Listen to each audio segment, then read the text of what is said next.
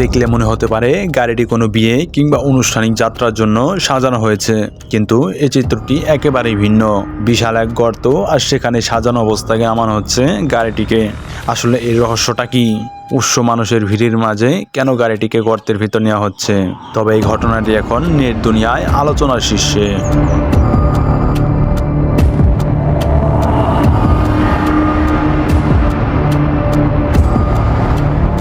গাড়িটিকে কবর দেওয়ার মতো ঘটনা ঘটলেও সত্যি এটাই যে গাড়িটিকে কবর দেওয়া হচ্ছে। প্রিয় গাড়িটিকে কবর দেওয়া শুভযাত্রা থেকে শুরু করে যাবতীয় প্রক্রিয়া সম্পন্ন করতে তিনি খরচ করছেন প্রায় 4 লাখ রুপি।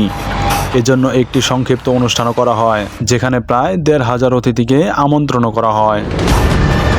শুনতে অবিশ্বাস্য হলেও এমন একটি ঘটনা ঘটেছে ভারতের গুজরাটে।